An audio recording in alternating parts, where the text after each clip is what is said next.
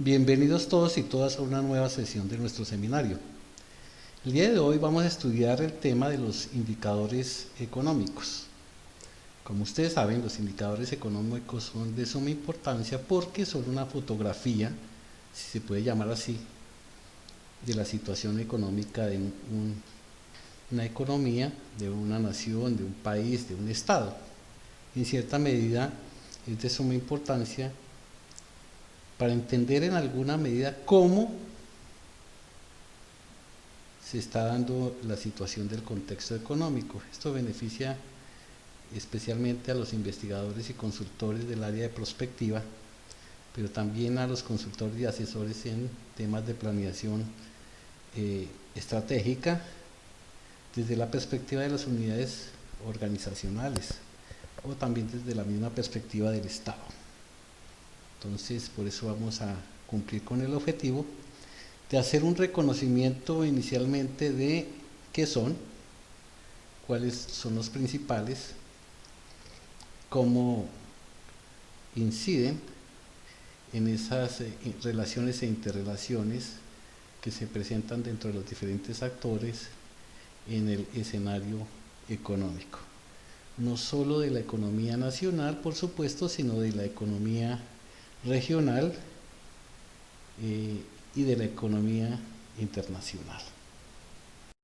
Partamos de una definición práctica, y es que los indicadores económicos son datos estadísticos sobre la economía de una zona, de un territorio, en algún momento puede ser del municipio, de la región, del país, pero también puede ser del departamento o de la articulación de una alianza de países. En este sentido, los agregados están determinados por los actores que están comprometidos en algunos acuerdos. Por ejemplo, la Unión Europea tenía unos indicadores económicos antes de que se diera el proceso del Brexit. Los estados nacionales también tienen su propia contabilidad económica y su contabilidad pública, pero se daba en términos de agregados unos indicadores que eran importantes respecto a los otros actores a nivel global. Entonces volvemos a recuperar esa definición de que son datos estadísticos sobre la economía de un territorio específico y básicamente sirven para hacer un análisis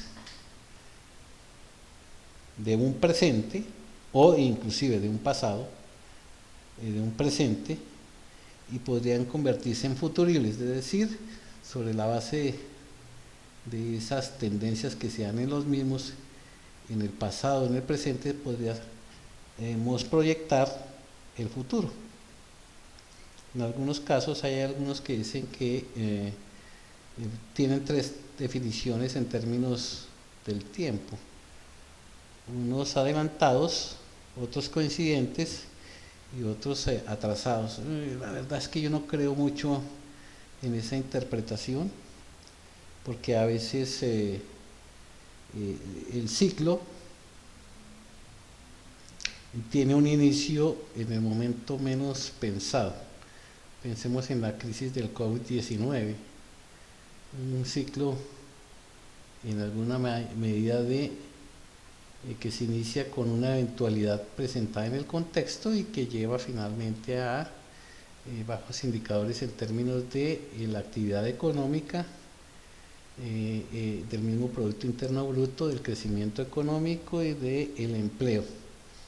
En ese sentido, entonces, ese concepto valdría la pena reevaluarlo. En alguna medida lo que buscamos también es determinar por qué son útiles en términos de que son insumos para hacer esos análisis de tipo estratégico del cual hablábamos. Su utilidad práctica está dada precisamente que nos indica cuál es la situación de una particularidad económica en un momento determinado.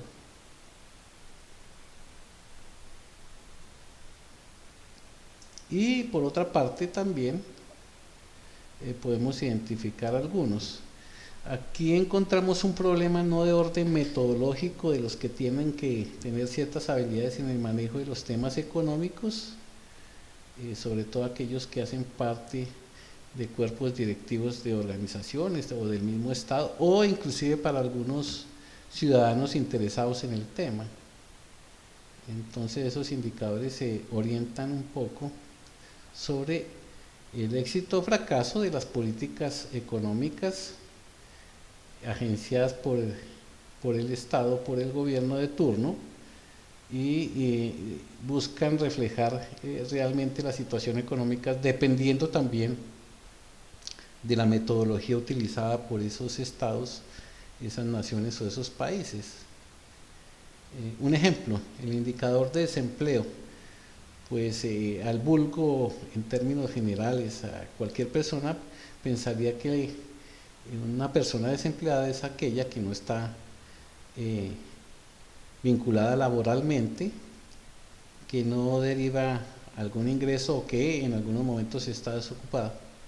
Y la metodología dice que la tasa de desempleo se mide sobre la base de las personas que están buscando empleo. Entonces, por ejemplo, en la situación del COVID-19, pues la gente no podía salir a buscar empleo porque el confinamiento obligaba a estar en los hogares, aun cuando en algunos casos no tenían vinculación laboral, pero no se les cuenta como desempleados. Pues bien, algunos indicadores, por ejemplo, los que tienen que ver con los precios, el comercio exterior, las finanzas públicas, el sistema financiero, la producción, y dentro de ellos encontramos algunos que son los más importantes. Por supuesto, al final encontramos la tabla definida por los agentes interventores en la economía, en este caso la del Banco de la República, que nos define algunas estadísticas que son más precisas, y por una parte el Banco de la República y por otra parte el Departamento Administrativo Nacional de Estadística, DANE. Recuerden lo que hablamos en alguna oportunidad, que tenía que ver con fuentes de relativa asepsia y relativa seguridad para el tratamiento y análisis de estos temas. Encontramos dentro de esos indicadores estadísticas monetarias, los que tienen que ver con el sector externo, que tienen que ver con la balanza de pagos, la balanza cambiaria, en algún caso la misma balanza monetaria, el flujo de mercancías, tanto de importación como de exportación. Y repetimos conceptualmente, por ejemplo, las finanzas públicas, los ingresos y los egresos que tiene el Estado, en esa perspectiva de tener sus costos pagos, pero en alguna medida también tener algunas reservas para contingencias. Fíjense ustedes que cuando miremos esta tabla es interesante el análisis en el momento en el cual se hace sobre las reservas internacionales. También encontramos las cuentas financieras, analizamos el sector real, los precios y la producción dentro de esos indicadores. Y quiero hacer referencia a esto a los indicadores económicos porque desafortunadamente a nivel general se considera que los indicadores económicos son solo el Producto Interno Bruto, el precio del petróleo, el precio del carbón, porque los medios noticiosos, la televisión, la radio, pues nos dicen que los indicadores económicos son 3, 4, 5, cuando la realidad es que hay otros que hacen parte de esas estadísticas sobre la economía de las naciones. Dentro de las estadísticas monetarias encontramos los medios de pago, recuerden ustedes, la base monetaria, la oferta monetaria ampliada, las operaciones de mercado abierto, la cartera del sistema financiero, las tasas de interés de los certificados de depósito a término fijo. Dentro de estas tasas, las tasas de interés de operaciones de mercado abierto y la cotización de la unidad de valor real. La cotización de valor, de unidad de valor real, tiene que ver con los proyectos que tienen que ver con construcción y las inversiones que tienen que ver con construcción, y por supuesto también las inversiones que hacen los cuentahabientes en los bancos y las corporaciones de ahorro y vivienda. Ya en lo que tiene que ver con el sector externo, pues encontramos las reservas internacionales en términos de sus diferentes clases, las brutas, las netas y esa misma composición de reservas que no siempre se echa en dólares, sino que a veces hace parte de otras monedas o a veces también en patrones internacionales que tienen que ver con el oro, el petróleo, etcétera. También encontramos la balanza cambiaria, la financiación externa. Aquí la financiación externa tiene que ver con la deuda pública y la deuda privada a nivel exterior, pero también tiene que ver con los inversionistas internacionales y hacia dónde llevan sus flujos de inversión. Cuando las condiciones de una economía son AAA, todo el mundo pues quiere invertir en este tipo de países que son países emergentes y que están mostrando grandes utilidades en los diferentes sectores económicos.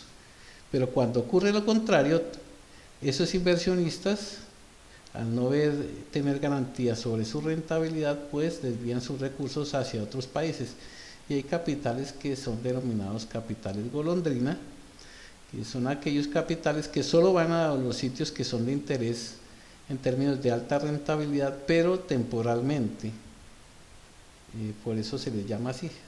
Cuando hay utilidades están ahí, después se van, desaparecen y se desplazan hacia otras zonas del mundo.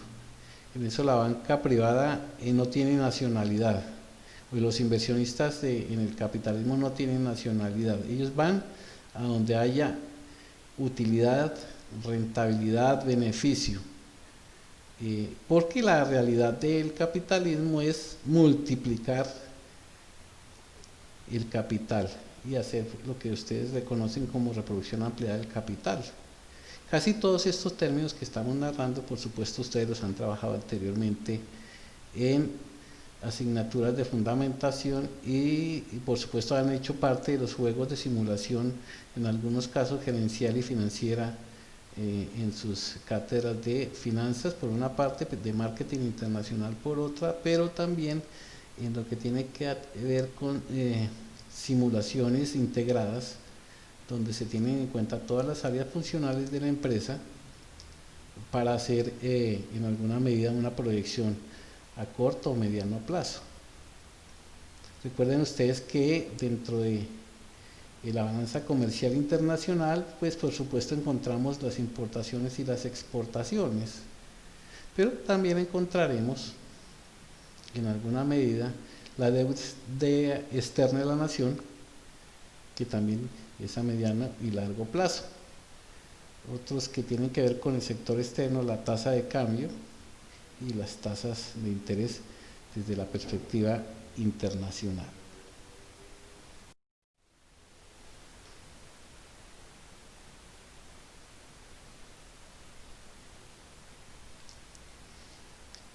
También encontramos dentro de todos estos ítems las finanzas públicas.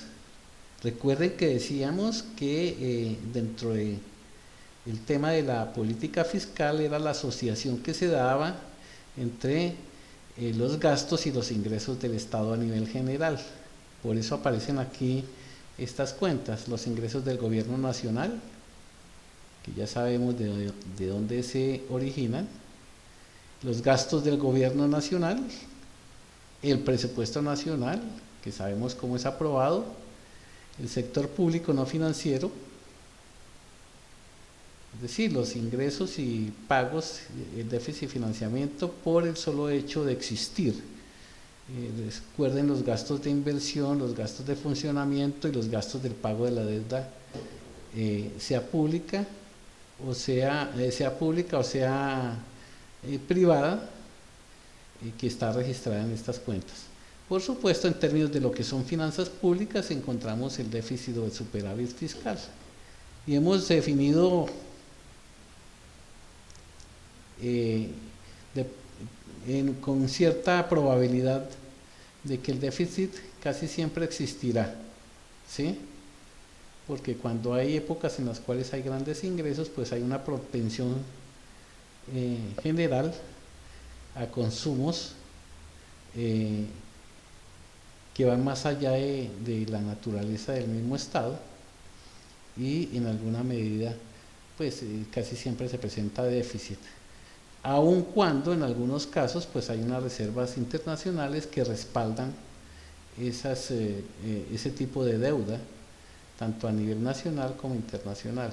Hay deuda pública nacional y hay deuda pública externa, o sea, hay deuda externa y hay deuda nacional del Estado. Y encontramos pues las cuentas financieras no consolidadas, que hacen parte de lo que tiene que ver con el sector financiero propiamente dicho, pero también con el flujo, por una parte, de pasivos del Estado, pero también de derechos que tiene el Estado. Entonces esas finanzas, por supuesto, se denominan en algún momento no consolidadas porque no han sido liquidadas. Es decir, el Estado tiene unas cuentas por pagar, pero también tiene unas cuentas por cobrar. Y recuerden ustedes que para que se dé la consolidación es cuando se liquidan esos documentos, esos papeles, en alguna medida. Encontramos también lo que es el sector real en términos de indicadores: el Producto Interno Bruto, ¿sí?, que es la sumatoria de los valores agregados de todas las empresas de producción. El Producto Interno Bruto per cápita, que es la división, ¿sí?, de ese Producto Interno Bruto general de agregado sobre la suma de personas que se encuentran y que habitan el territorio, y también el Producto Nacional Bruto.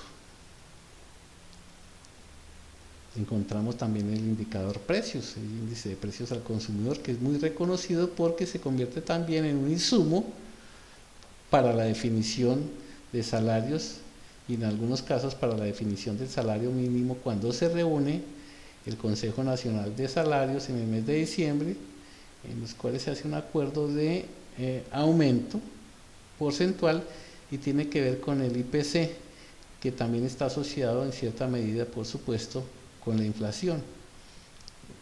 A veces la inflación no está liquidada totalmente a diciembre, entonces se hace sobre la base de una proyección de los términos del indicador de inflación como proyección. Encontramos también los índices de precios al productor, es decir, todos los precios que tienen que ver con los insumos para que transforme materia prima y finalmente la convierta en producto final, que entrega por supuesto a las empresas, a otras empresas, o entrega a consumidores desde la perspectiva directa, o en algunos casos a familias.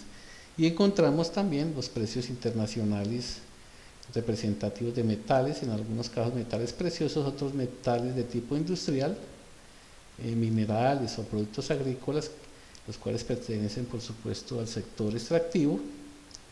Encontramos en índice de precios también el salario mínimo legal mensual, que es un indicador importante para posibles inversionistas extranjeros en caso de que quieran colocar una planta de producción o una maquila al interior del territorio.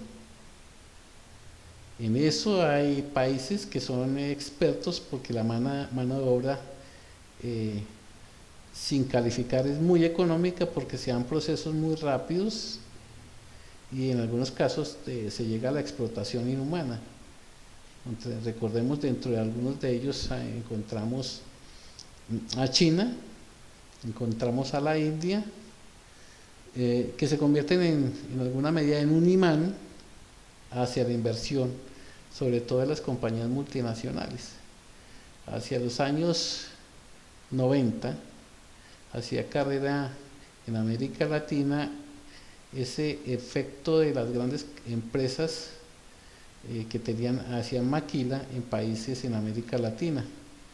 Se destacaban México, Colombia, El Salvador, República Dominicana, porque sus costos laborales eran muy bajos y pues la contratación era muy desigual y asimétrica entre quienes vendían la fuerza de trabajo y quienes la compraban.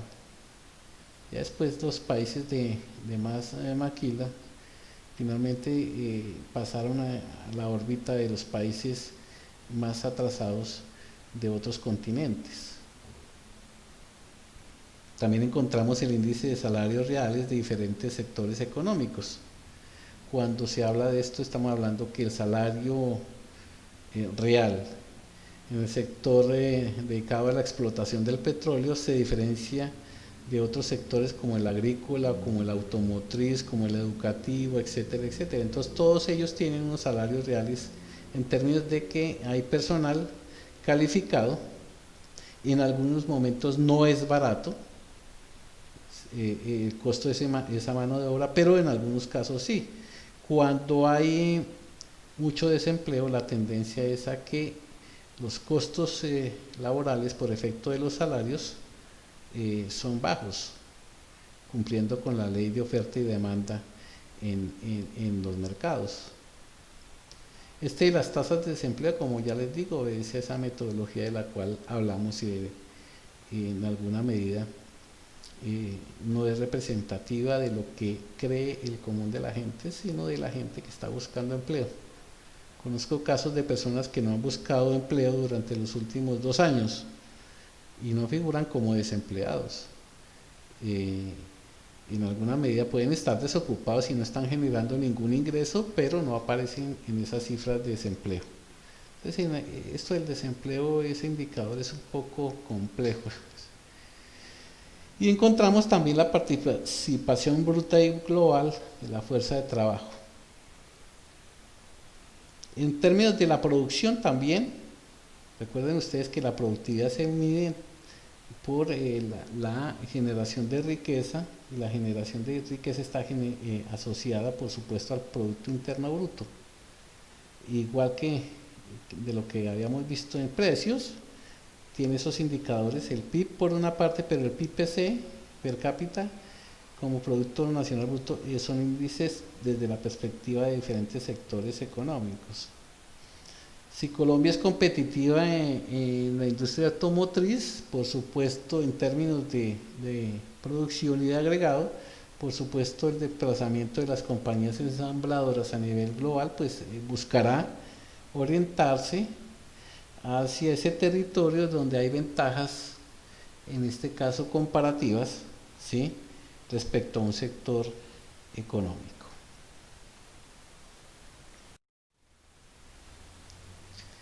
Hay muchos elementos o términos que nos ilustran sobre los indicadores económicos.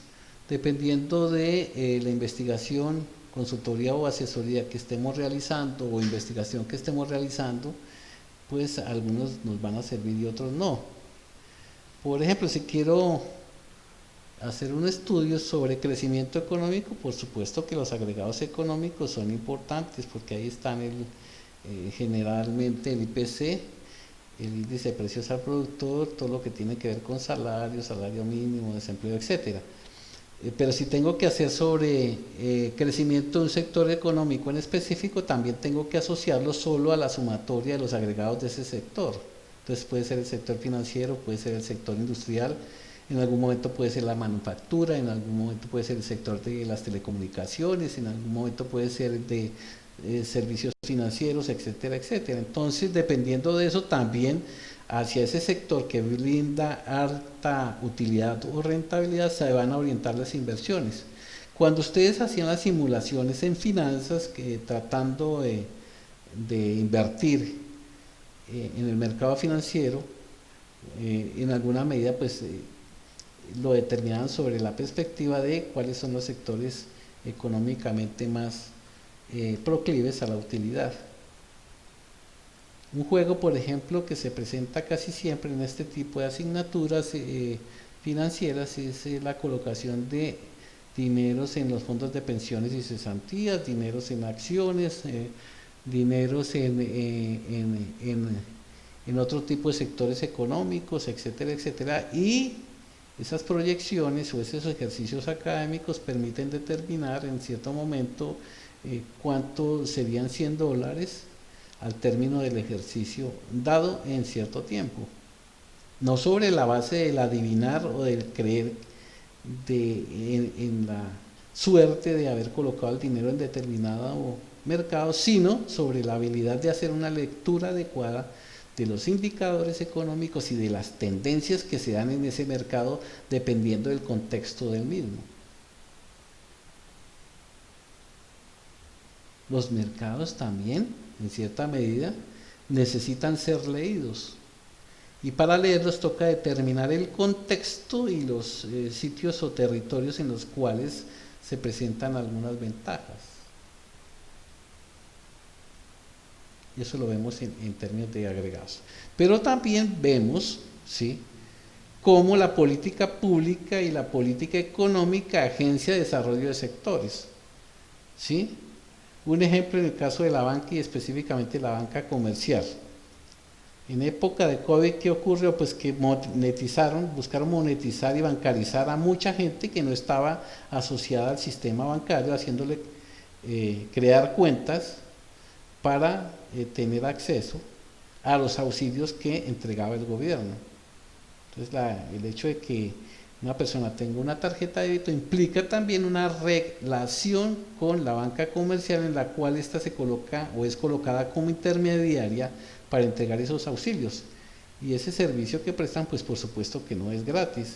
El Estado entrega una suma de dinero, la banca comercial administra, pero una parte de ese dinero que coloca el Estado no lo hace directamente, una parte de ese dinero que coloca el Estado se está para pagar los servicios de la banca comercial. Lo mismo en el caso de la banca hipotecaria, cuando en épocas del COVID empezaron a financiar vivienda nuevamente por 30 años a estratos 4, 5 y 6, ¿sí? Con un gancho de marketing que era apoyar en un 30% el costo de la cuota inicial. Entonces eso lo que hizo fue alinderar un poco a la gente hacia la búsqueda de esos supuestos auxilios, pero amarrando a la gente a una cuota por 30 años. Aquí hay problemas de estructura por una parte, pero también de coyuntura. Y pues cuando había crisis en el sector financiero y en el sector de la construcción, pues lo que se buscaba era de que se dinamizara la economía construyendo vivienda inicialmente de interés social. Y por supuesto, pues los créditos que se conocían, estoy hablando de los años 60 y 70, era máximo 5 años para la compra de un apartamento, de una casa. Con el tiempo, hacia finales de los años 90, subió a 15 años, es decir, una familia de 4 personas trabajaban para pagar la casa o la hipoteca, copiando un poco el sistema norteamericano, y lo hacía en 15 años. Luego subió a 20 y en estos tiempos pues sube a 30 años. Es como es decir, la gente teóricamente se la pasaría trabajando un cuarto o media vida para tener acceso a la vivienda. Y esto es bien, pero bien complejo en términos de, por una parte, de explotación por parte de la industria y de la banca hipotecaria, de la gente que pues tiene su empleo en otros sectores, pero su crecimiento es desmesurado. Tocaría hacer de pronto un análisis de cuántas son las utilidades de un sector económico como el bancario y financiero, que sin crear riquezas, cada día tiene mayores utilidades. Es decir, es un sector netamente especulativo, ¿sí? Porque el sector bancario pues gana por la colocación del dinero, pero también gana por transarlo adicionalmente y por recibirlo. Es decir, esos márgenes de intermediación más o menos pensados entre 7 y 7, es decir, 7% y 7% en el margen de intermediación da un 14% por el único papel de eh, guardarlo por determinado tiempo y entregarlo en préstamo a otros. Es decir, están vendiendo dinero, pero tampoco les pertenece ese dinero. Entonces, por captación ganan, pero también ganan por colocación. Dentro de esos también encontramos los créditos, las amortizaciones, es decir, los pagos que se van haciendo poco a poco para pagar esos créditos. Recuerden ustedes en matemática financiera el valor presente y las anualidades y por supuesto los periodos, las tasas de interés, etcétera, etcétera. Y encontramos las reservas internacionales, aquellos dineros que el Estado poco a poco logra guardar en la banca federal de los Estados Unidos, en Norteamérica, para supuestamente sacarlo en momentos de vacas flacas o cuando haya problemas de tipo económico. En algún momento cuando hubo esto del COVID se pudo haber acudido a esas reservas internacionales, pero no se hizo. En tanto las reservas son patrimonio del Estado, es diferente a pedir más préstamos aun cuando esas reservas sean garantía para los préstamos, pero en alguna medida lo que se hace es multiplicar el costo de esa deuda pública y de esa deuda externa. Y aquí hay un elemento fundamental que vale la pena que ustedes recuerden cuando ustedes hacían sus ejercicios, el tema del multiplicador bancario. Recuerden ustedes que 1.000 pesos se convertían en mucho dinero en alguna medida, no físico, sino en el relacionamiento transaccional. Entonces vale la pena que verifique nuevamente lo que tiene que ver con el multiplicador bancario. Y encontramos, por supuesto, la balanza de pagos, la balanza comercial, la tasa de cambio, la tasa representativa del mercado, los intereses, el DTF, la VR, los impuestos y los ingresos. Casi todo esto, pues por supuesto, se encuentra relatado después. Y cuando digo relatado es que esas fotos se hacen más narrativas por medio de los informes, y hay varios informes. El más importante a mi juicio es el que expide el Banco de la República de esos indicadores económicos en un boletín que se hace cada cierto periodo. Y es una información que es recopilada y calculada por el Departamento Técnico y de Información Económica del Banco de la República. Ese boletín nos dice o nos cuenta esos indicadores sobre la base de que son estadísticas. A veces no comparto mucho la parte metodológica para la recolección de dicha información, pero eso es lo que tenemos y a lo cual vamos a introducirnos un poco en términos más específicos y directos de esos indicadores que maneja el Banco Central, en este caso de Colombia. En él se puede apreciar el Producto Interno Bruto con su despliegue. Encontramos el Producto Interno Bruto en precios constantes que vienen a partir del año 2005, o sea, una variación porcentual anual. Encontramos también en términos de crecimiento, ¿sí? o de decrecimiento, la tasa de desempleo, tanto a nivel nacional como en algunos casos a nivel regional, local, departamental o municipal. Hay sectores de Colombia que tienen mucho desempleo. Casi siempre el que se lleva el premio de mayor desempleo es el departamento del Chocó, pero por supuesto que hay otros. La media nacional no quiere decir que desafortunadamente todo el mundo, todos los municipios tengan el mismo desempleo, simplemente la sumatoria de los diferentes departamentos o municipios para determinar una tasa de desempleo general o nacional. En el cuadro 3 encontraremos el sector financiero, el crecimiento de la cartera de los establecimientos de crédito y por supuesto la variación de la base monetaria. La variación anual del M3, que ustedes han estudiado continuamente. El cuadro 4 con el comportamiento de la inflación y el tipo de cambio. Y por supuesto hay un cuadro que determina la inflación y la meta de inflación que se coloca al mismo Banco de la República.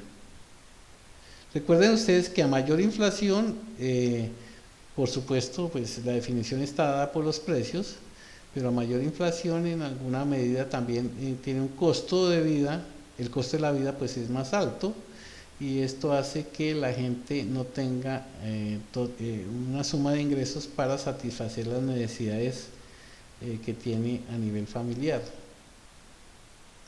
Alguien ubica la inflación como un impuesto adicional que se cobra directamente sin haberlo decretado. Esa es una definición en alguna medida que hace parte de la narrativa popular, pero la verdad es que es así. También encontramos la devaluación nominal y real, las tasas de interés de activos. Ya vamos a ver los despliegues de estas tasas. La tasa de intervención y el DTF es semanal. Recuerden ustedes que el DTF es la sumatoria de los intereses que pagó la banca por una semana, es la sumatoria dividida en el número de transacciones que se hicieron para determinar esa DTF.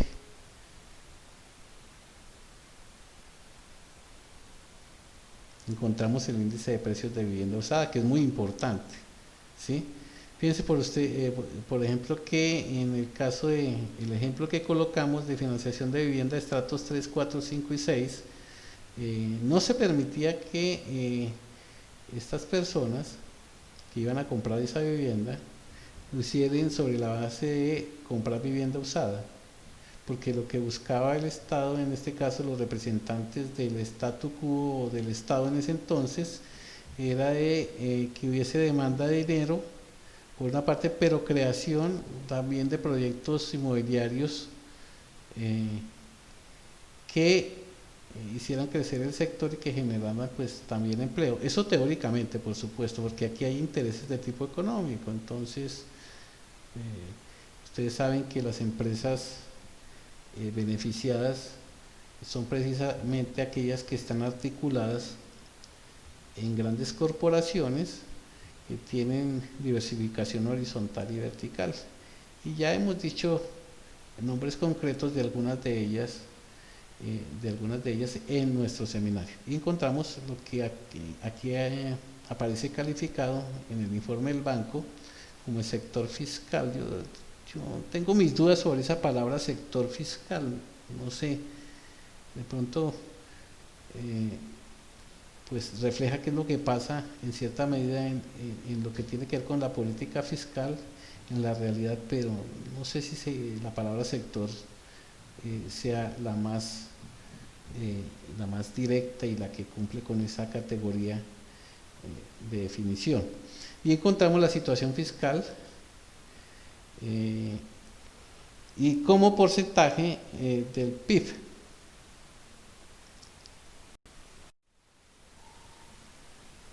Y encontramos por supuesto otros que tienen que ver con la balanza comercial en términos mensuales y en términos estadísticos exactos. Bueno, encontramos acá un cuadro resumen de los principales indicadores económicos. Recuerden que tomamos como datos, como año cero 2005, el Producto Interno, o sea, los precios constantes, y lo tomamos desde la perspectiva de el año 2005. El índice de producción industrial, la tasa de desempleo y la tasa representativa del mercado. Aquí lo analizamos en la fecha del último dato. Acá en este ejercicio, en este ejemplo, aparece como marzo de 2020. ¿Sí? Y nos habla de un crecimiento del 0.41%, es decir, el Producto Interno Bruto tuvo un crecimiento, pero el índice de producción industrial en términos generales tuvo un decrecimiento del 8.87%. y hace un año, en el caso que estamos viendo acá, había tenido un crecimiento del 3.1, una diferencia del 11% entre año y año. Al mirar la composición de esa producción industrial, sabríamos, si tomamos uno ítem por ítem de esos productos industriales, cuál es el sector que más contribuyó al agregado y cuál fue el que más decreció. Cuando vemos el último dato disponible de menos 8,87, pues sabemos qué es lo que estaba pasando, que venimos en un periodo de desaceleración de la economía. Por supuesto, la tasa de desempleo, que aparecía a finales de año, a diciembre, en el 10.5, acá aparece en el 12.66, en el 12.6, a marzo 20, o sea, se ha incrementado en el lapso de 3 meses en el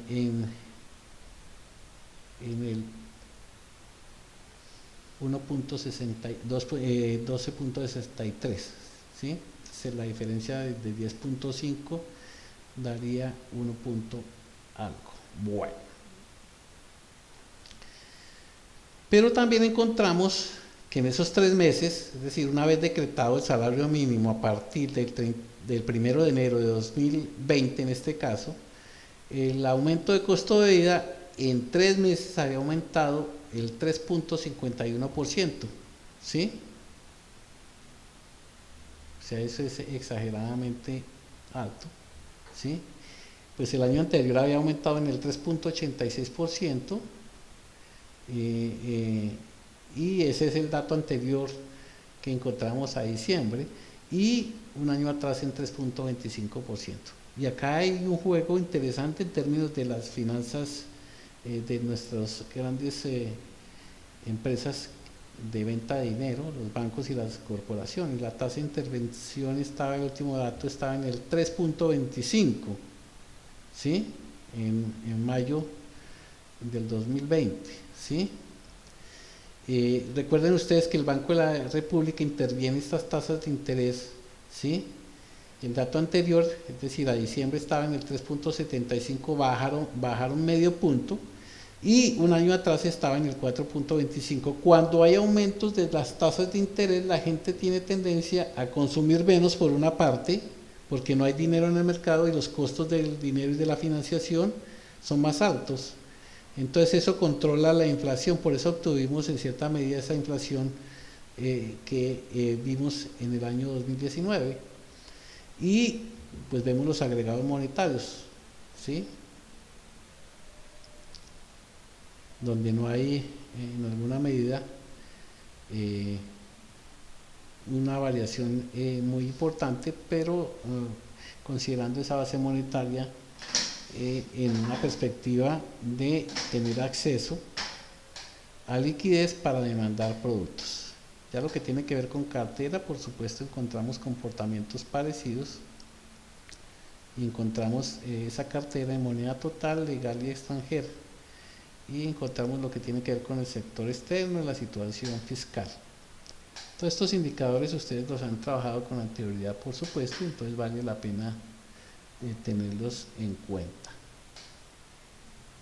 Ya después vamos a ver el Producto Interno Bruto en una forma más detallada, dependiendo del objeto de estudios que ustedes tengan en sus investigaciones o en sus informes de gerencia, o en alguna medida en la labor cotidiana que tengan cuando tengan que analizar esto. Fíjense, el cuadro de Producto Interno Bruto lo encontramos por periodos.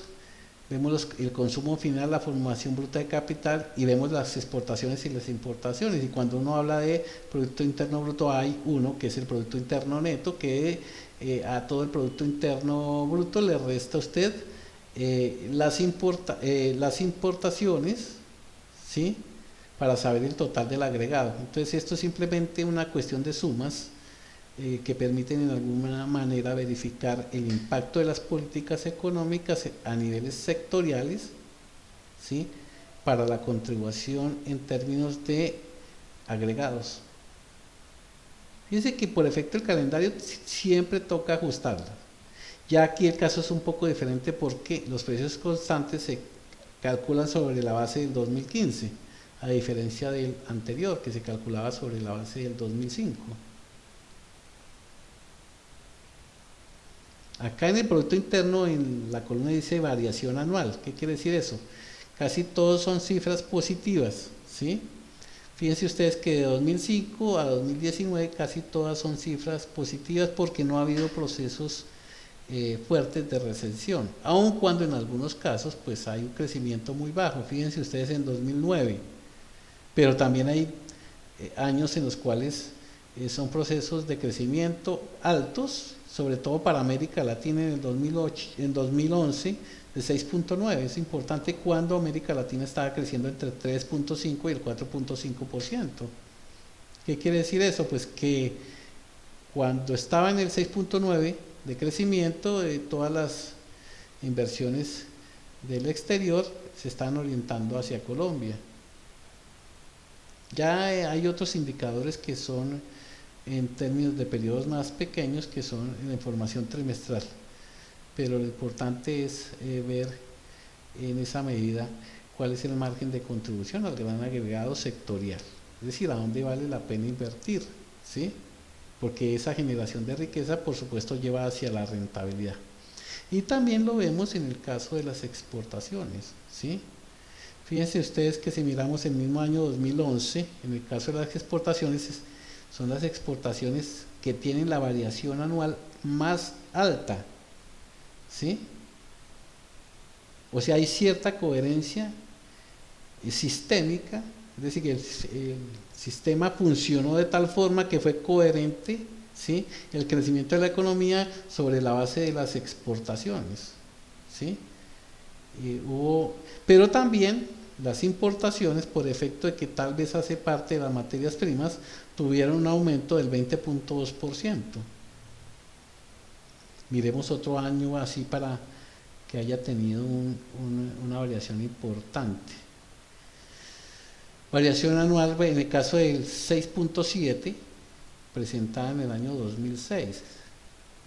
Tiene en términos de exportaciones también hubo un crecimiento del 9.5%, representado también en términos de las importaciones. Pero aquí hay un problema de balanza cambiaria, es decir, las importaciones son mayores a las exportaciones, lo que nos hace ver que la balanza cambiaria también fue impactada, también la balanza comercial, ¿sí? Fue impactada por el hecho de que los insumos, asumo yo, fueron más costosos en algunos casos que las mismas exportaciones. ¿Cuál es la idea? La idea es que el volumen de dineros para esa balanza cambiaria sea superior al volumen de importaciones, pero la economía global ha impuesto también, ¿sí?, unas realidades del manejo de insumos en términos de la industria, ¿sí? Y cuando eso ocurre, aquellos nichos de mercado de insumos a veces son de los países más avanzados, imponiendo condiciones de negociación en los precios, en las cuotas de mercado y en la entrega de esos elementos constitutivos de nuevos productos que se van a colocar en el mercado, que también van a servir para las exportaciones. Por eso es que es importante tener en cuenta la influencia y el peso que pueden tener las zonas francas o zonas de libre exportación o de libre importación para el desarrollo económico de una región.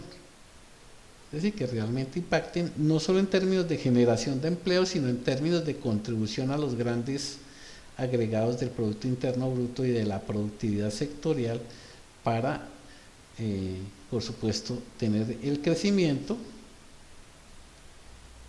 que busca la política económica general para cumplir con esas políticas económicas que llamamos de realpolitik, ¿sí?, o de alto nivel, que estudiamos en la anterior sesión.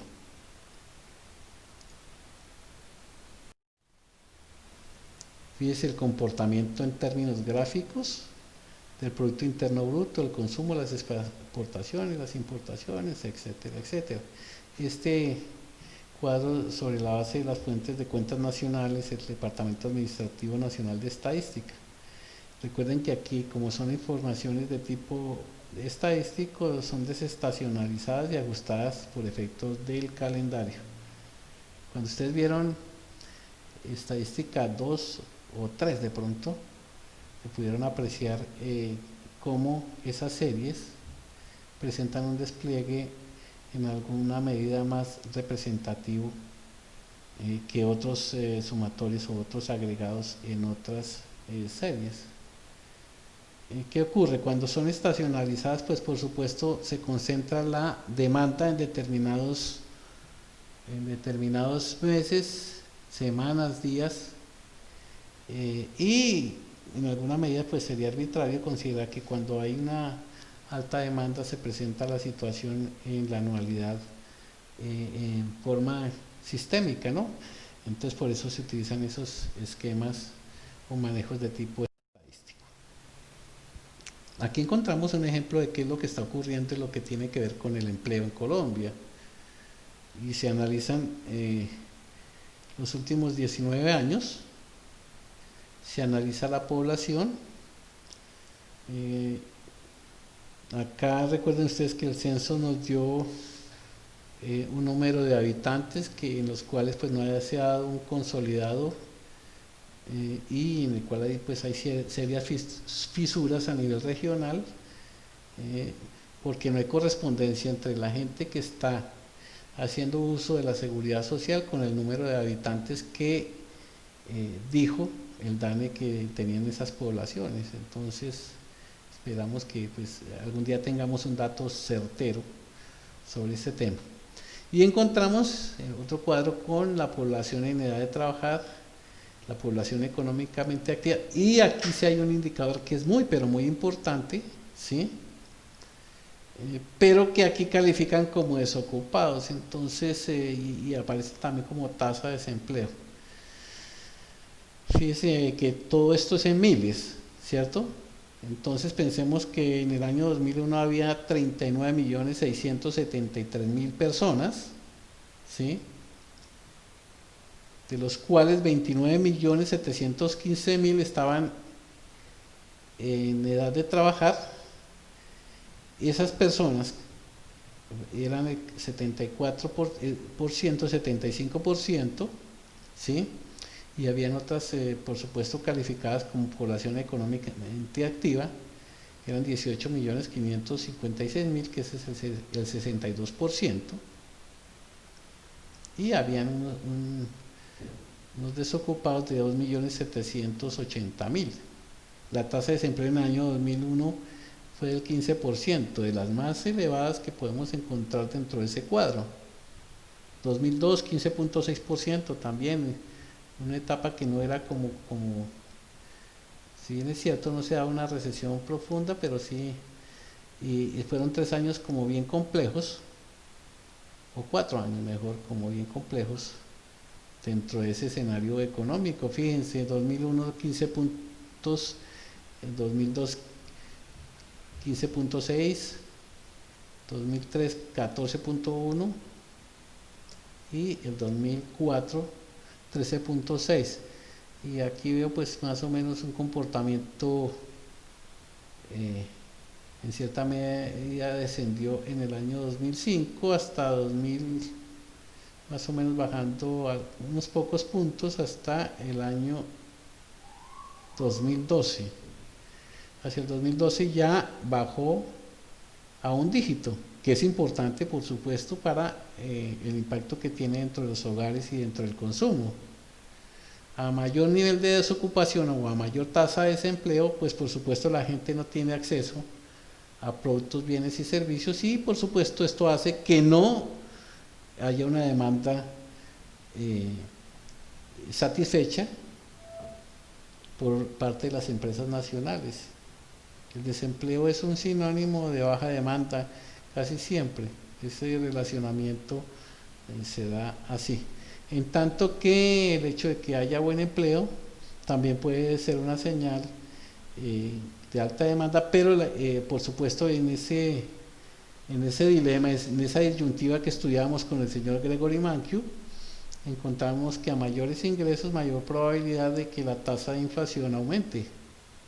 Entonces, el ejercicio consiste en controlar, por una parte, la tasa de desempleo, pero también la tasa de inflación. Este es el indicador de la tasa de empleo en Colombia.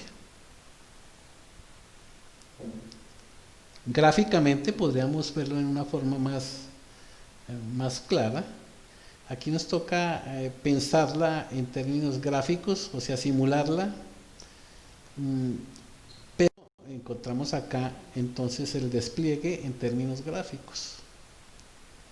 2002, la tasa más alta de desempleo, aun cuando en 2001 pues por supuesto que estuvo a 14.98, casi 15%.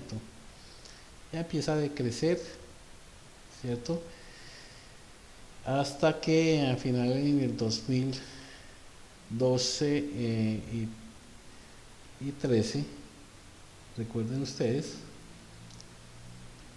ya en el 2013 ya es de un solo dígito y empieza a ascender. Entonces aquí vemos claramente un ciclo, ¿sí?, de descenso en la tasa de desempleo, lo que está totalmente relacionado con el cuadro anterior, donde vemos que también se da ese proceso de contribución a los agregados y de crecimiento económico.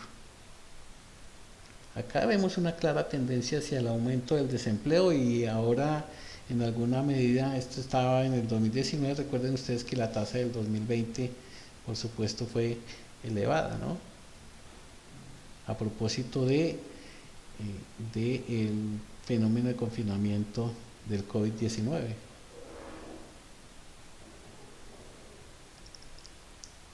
En la elaboración de este cuadro, una parte está el Banco de la República, pero hay una encuesta de hogares que hace el Instituto Colombiano de Bienestar Familiar, y la fuente o el insumo superior lo tiene el Departamento Administrativo Nacional de Estadística. Fíjense, todos estos indicadores son considerados como promedios ¿de qué? Pues de los diferentes municipios o de los diferentes departamentos. En algún momento en ciertas zonas decíamos que hay en el caso de 2019 había un desempleo superior al 18 en algunos casos, otros decían 16, otros 15, pero el promedio nacional estaba en el 10.5.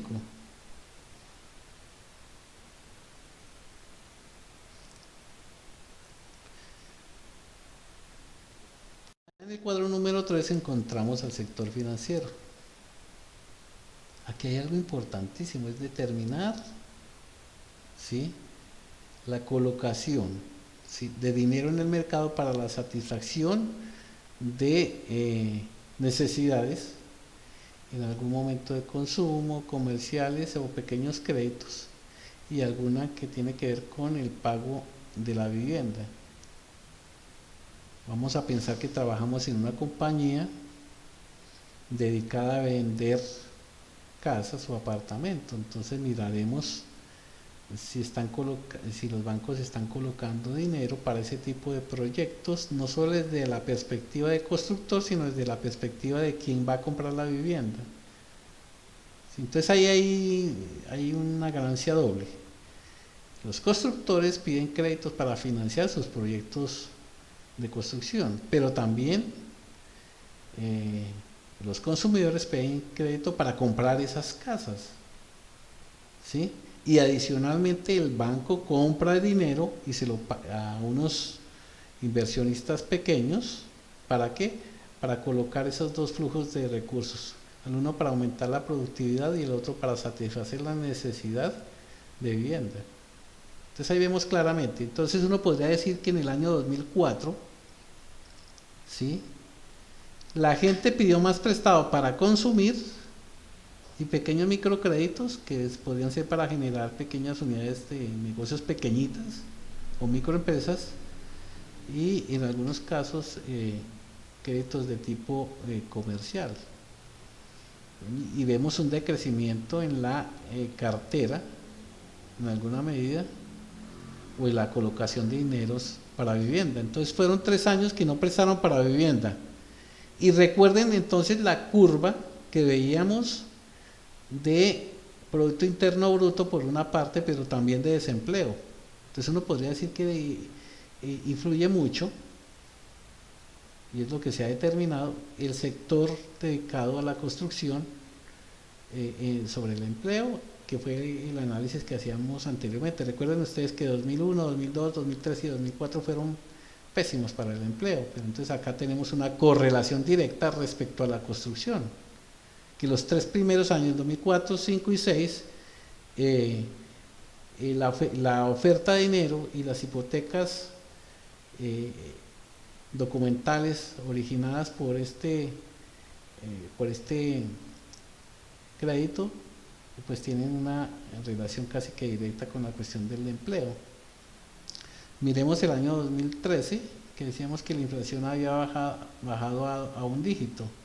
Ya vemos que hay un aumento, en 2012, hay un aumento en el crédito orientado a la vivienda, que casi siempre en alguna medida es soportado por hipoteca. Ustedes le prestan para su vivienda, pero usted firma una hipoteca en primer grado. ¿Hacia quién? Hacia el sector financiero, sea corporación o sea banco, con unos intereses, etcétera, etcétera. Ya podríamos pensar que hay dos tipos de eventualidades que generan en alguna medida beneficios tanto para el sector netamente de la construcción como para el mismo sector financiero, y entre ellos pues como en algún momento hay cierta correlación de crecimiento. Si aumenta la colocación de dinero por efecto de pago de vivienda y de hipotecas, aumentan las utilidades de los bancos, pero también los proyectos de vivienda aumentan. Entonces también depende en cierta medida en qué lugar se encuentra uno como asesor, consultor o gerente para tratar de indagar sobre las realidades de esos mercados. Y toca correlacionar, ¿sí?, y hacer abstracciones de cómo se pudo haber dado ese flujo de recursos, ¿sí?, para que afectara finalmente en estos indicadores económicos. Ya gráficamente, pues por supuesto lo vamos a apreciar. Fíjense ustedes, por ejemplo, en el caso del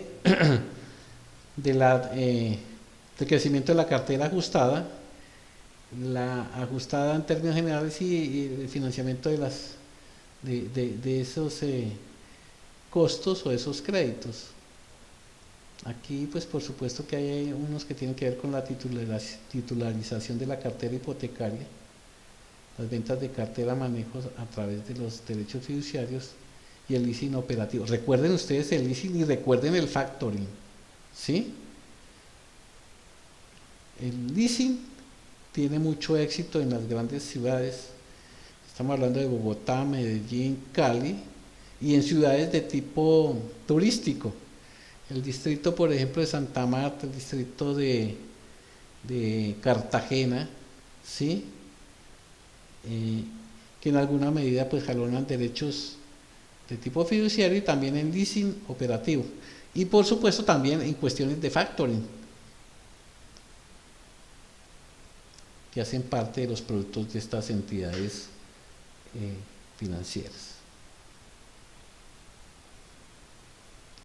Ya esta es simplemente la gráfica o la representación gráfica, ¿sí?, del cuadro que analizábamos anteriormente. Ya ahorita vamos a observar el comportamiento de la inflación y el tipo de cambio. Recuerden que hay una inflación o medición para los consumidores propiamente dichos, y hay otra que tiene que ver con inflación para el productor.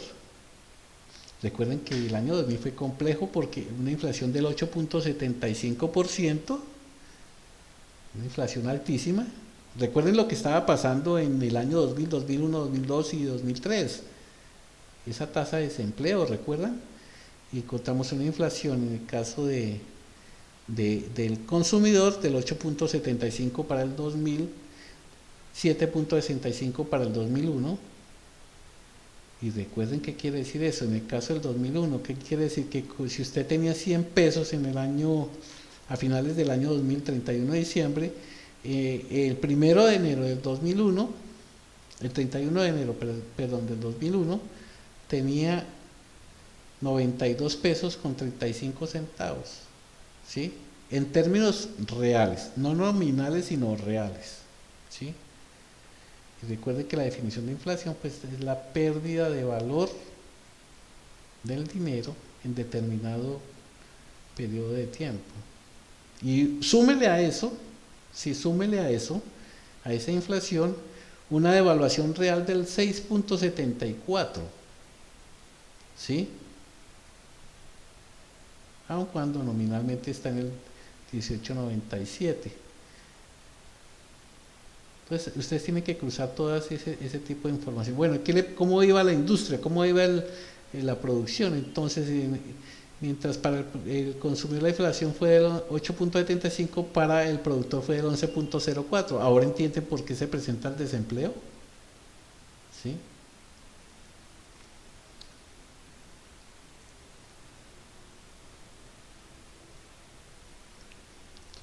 Un año que sea como de alta productividad. Miremos nuevamente miren, por ejemplo, ese escenario del año 2009. No hubo inflación para el productor porque está en menos 2.18 y no tuvo devaluación porque la devaluación real está en 2.75. Entonces recuerden que ahí es cuando empieza a recuperarse la economía.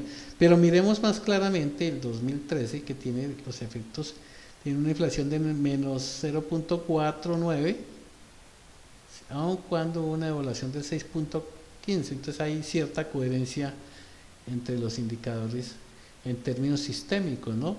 El sistema funciona, tiene una relación de causa-efecto y se presentan, por supuesto, esos resultados. Altísimo encontramos 2000, 2001, 2002, 2003, 2004, 2005. Después en el 2008 se presenta la misma situación, ya después empieza a bajar, aun cuando encontramos algunas altas como la del 2015 y 2016. Pero fíjense que casi siempre, a pesar de que el patrón para el salario mínimo es la inflación, ¿sí? O la representación del ingreso en alguna medida, en términos no nominales sino reales, a pesar de eso, a pesar de que el Banco de la República se coloca como objetivos de inflación dependiendo del entorno económico internacional y nacional unas metas, pues en algunos casos se cumplió. Es decir, la función del banco, aquí podríamos decir en términos generales de si cumplió o no cumplió. Entonces, pensemos, la meta de inflación del banco era el 10 y quedó en el 8.75, cumplió. 2001 también cumplió. En el caso del 2002 no cumplió, 2003 tampoco cumplió, 2004 apenas cumplió, porque es objetivo central del Banco de la República evitar la inflación, minimizarla en lo posible. Ese es el objetivo central del Banco de la República. Entonces ahí vemos que en algunos casos, esa meta de inflación es como una meta en términos generales que no se cumple en algunos casos, ¿sí? Y como a veces el salario, o siempre en el Consejo Nacional de Salarios, se convierte en un argumento de gran importancia, la meta definida por el banco, entonces la negociación del salario casi siempre queda inferior a la realidad de la pérdida de poder adquisitivo del mismo.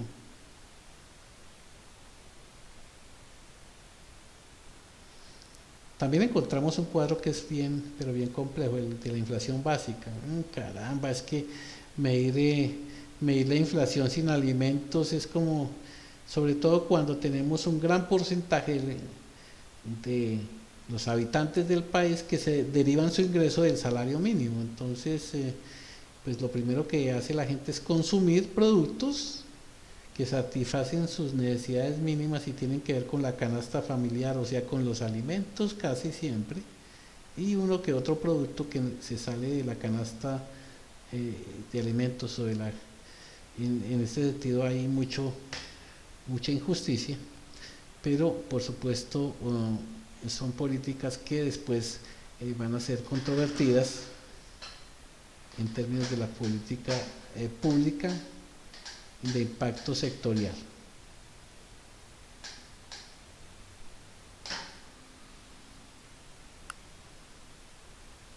El siguiente cuadro tiene que ver es con información mensual, pero la medida es básicamente la misma, es solo que se puede analizar a mes.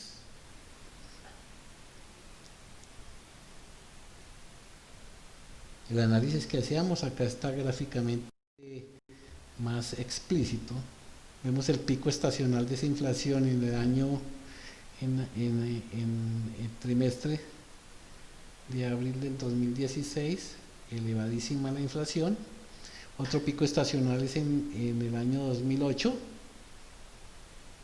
Y tocaría abordar también en términos de investigación cuáles son los eventos que se presentaron y cuál es el contexto en que se dio, y más exactamente en ese caso de agosto. ¿Qué pasó en agosto? El fenómeno del niño, creo. Sí, en 2008 sí, el fenómeno del niño. Lo mismo ocurrió en el año 2016, que ya no fue el fenómeno del niño, sino fue el fenómeno de la niña. Recuerden ustedes que esto se categorizaba por esas eventualidades. Entonces, ¿qué hacen estos fenómenos, en alguna medida, creo yo, ambientales? Pues que hace que el precio de los alimentos se dispare, y al dispararse pues afecta a la canasta familiar, y al afectar la canasta familiar por supuesto afecta el volumen de demanda de otro tipo de productos, y afecta por supuesto esos indicadores de, por una parte, Producto Interno Bruto representado también en el crecimiento o decrecimiento, y en el desempleo. Aquí algo más técnico en medida, que es la evaluación nominal y real, ¿sí? Recuerden que si tomamos la evaluación real, tomamos como referencia el año 2015 para estos indicadores, ¿sí? Y pues la evaluación nominal pues sirve como para orientarnos un poco, pero lo definitivo es que la evaluación real es la que podría definir elementos para un análisis correcto.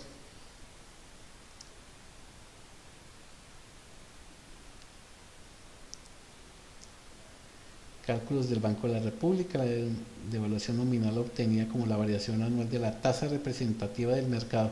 Recuerdan que hablamos de la tasa representativa del mercado, que es aquella en la que en una semana se escogen todos los créditos transados en los diferentes bancos y se hace un promedio de las tasas que cobraron.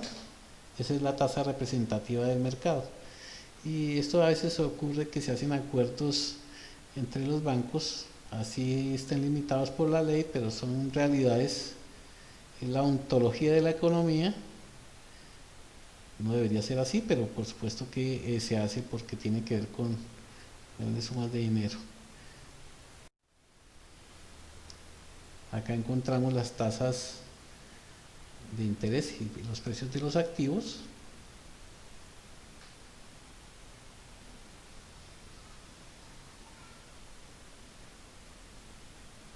Fíjense las tasas, posteriormente veremos las tasas de intervención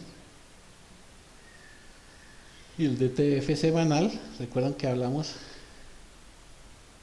del mismo.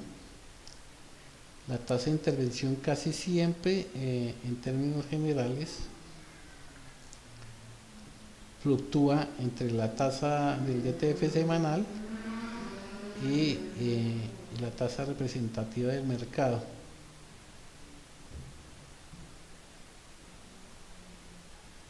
Podríamos decir que de acuerdo a esto que los intereses están atados a esas realidades económicas, no tanto de quien pide los créditos, sino de quien los entrega, porque son condiciones asimétricas en la negociación. Y acá encontramos un indicador sobre todo para todos aquellos inversionistas que lo hacen en activos fijos, especialmente en vivienda. aumento de los precios de la vivienda, pero encontramos aquí algunas realidades. Momento oportuno para haber invertido en vivienda en el año 2006, 2007 y parte del 2008. ¿Sí?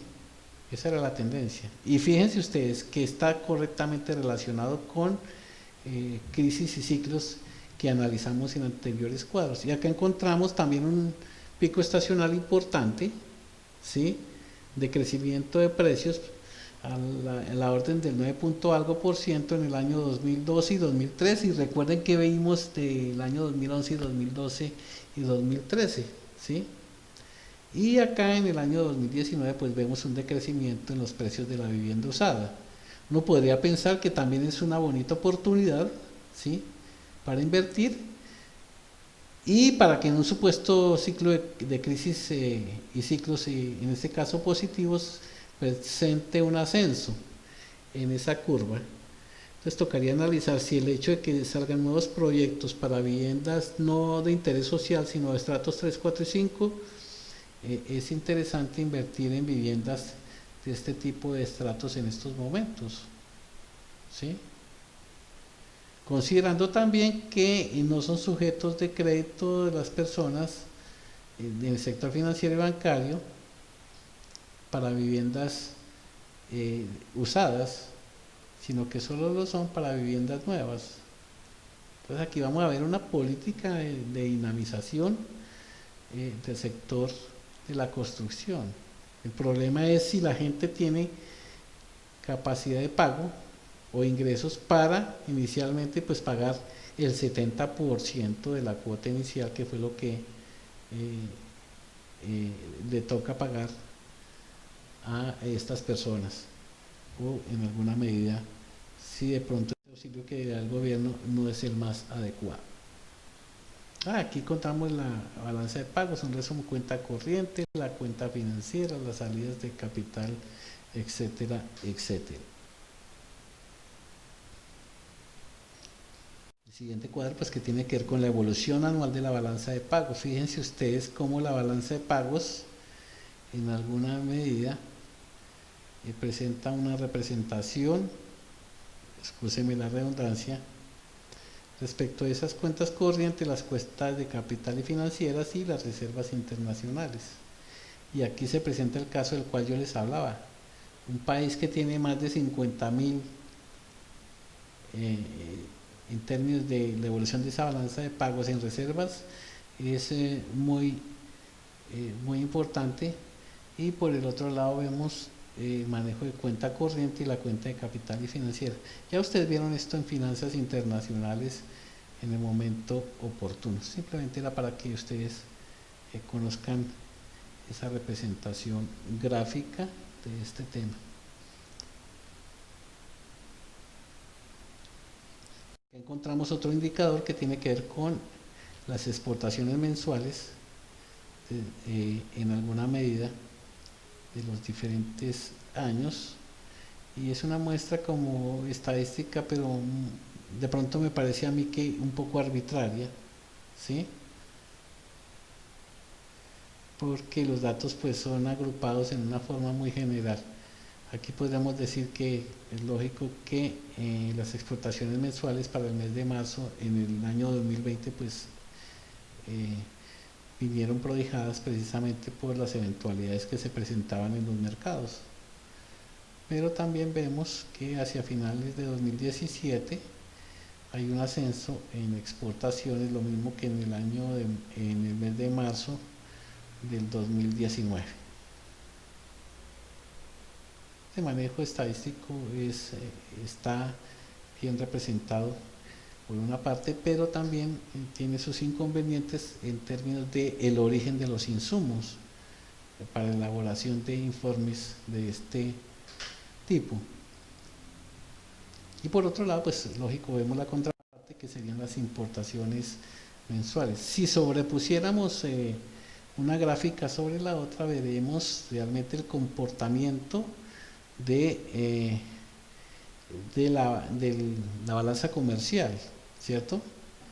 Y en algunos casos sería representativo también de la balanza cambiaria, por una parte, y el manejo de los recursos a nivel internacional con los dineros fruto de estas exportaciones y también el pago que se hizo de las importaciones. Y aquí nos encontramos con la representatividad en cierta medida de la distribución porcentual por sectores económicos de la inversión extranjera en algún momento sectorial. Coloqué este indicador porque es muy importante saber de todo ese capital internacional que llega al país hacia qué sectores es orientado, ¿no?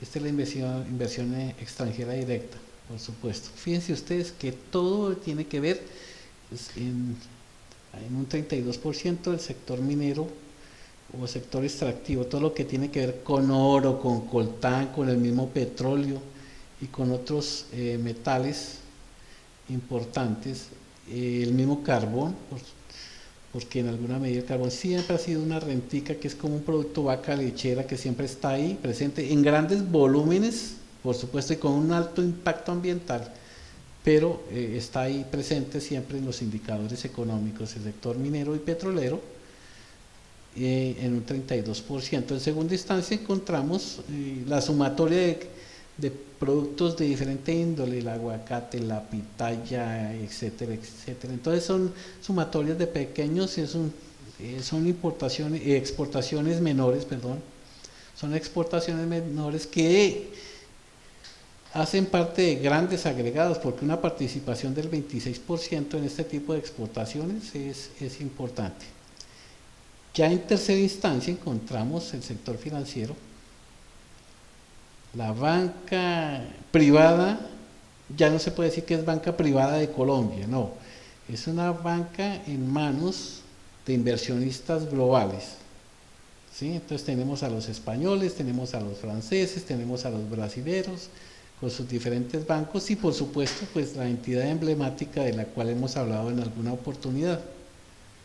Esos pequeños esos inversionistas, perdón por lo de pequeños, en términos porcentuales, del exterior respecto a esos grandes manejos de esta entidad de la cual hablamos en oportunidades anteriores, en alguna medida hacen parte de todo ese gran mercado con sus ventajas. Entonces, si estas compañías globales, empresas globales de venta de dinero están en Colombia, es porque la rentabilidad de participar del mercado del sector financiero, de la venta de dinero, es porque deja mucha utilidad y rentabilidad, y porque los intereses que pagan los colombianos por cualquier tipo de producto de este tipo son exageradamente altos.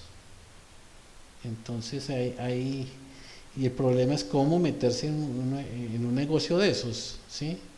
Porque el Estado se guarda para sí la tutela y la administración de la oportunidad de esas concesiones especiales para montar bancos. Ya medianamente lo hacen cooperativas de trabajadores y cooperativas, pero no son muchos los que participan de ese mercado. Y encontramos también el transporte y las comunicaciones, que tiene con un peso importante del 9%,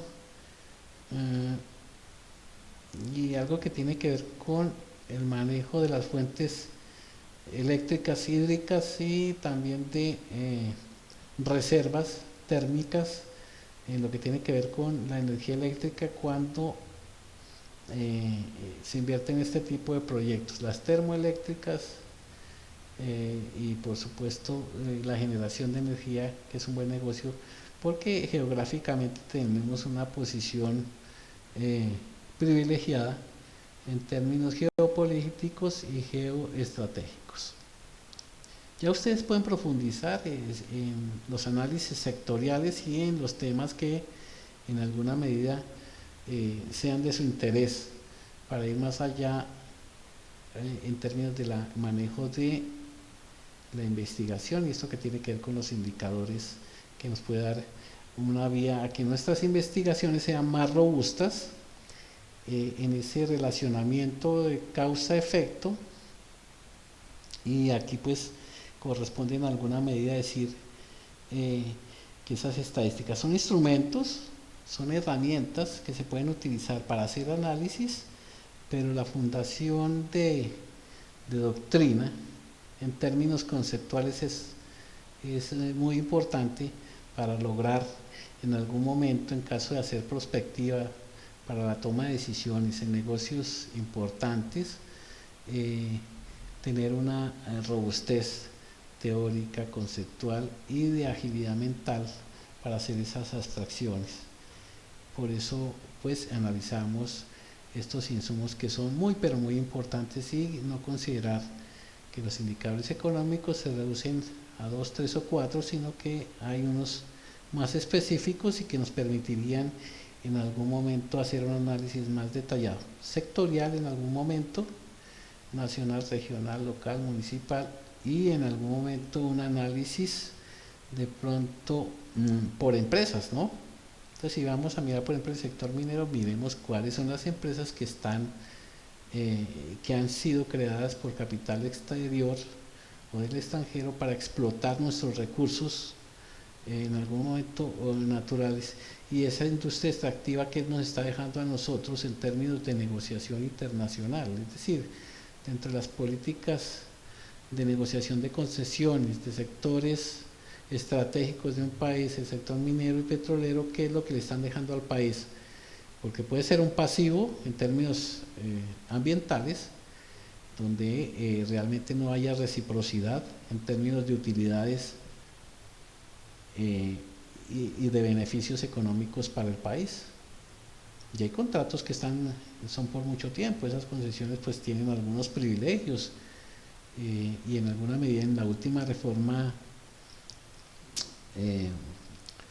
tributaria dejaron de pagar lo que pagaban, redujeron el pago de sus emolumentos que tenían transados anteriormente para darle ciertas ventajas competitivas y comparativas, y por supuesto están invirtiendo más en el país. Y no siempre esos sectores son generadores de empleo, no siempre, ¿sí? Pensando por ejemplo en el sector en el carbón, la generación de empleo pues no es mucha. Pues sí, invierten en tecnología, pero son en su mayoría los recursos logísticos que utilizan son de un solo uso. Después nos quedaremos con ese impacto ambiental, y quién sabe cuál sea el costo de volver sostenible esos territorios cuando nos los entreguen. Eso tiene que ver con la política de inversión extranjera, por supuesto.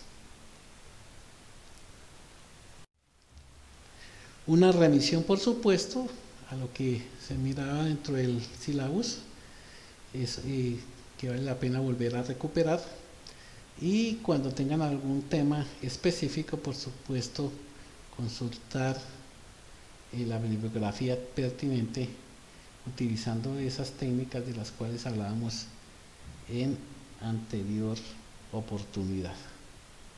Los indicadores económicos deben convertirse en una guía para la toma de decisiones en las empresas, por supuesto, pero también para que formemos ciudadanía de reconocimiento de los grandes temas de la nación, del país, de la economía colombiana, de sus problemas, y también para analizar las grandes oportunidades que tenemos en términos de esa economía que tiene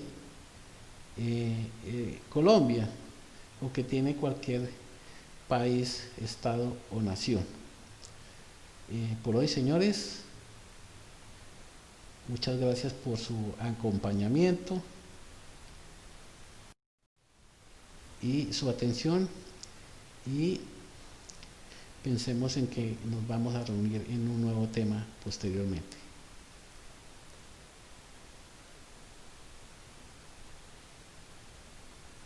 Feliz día.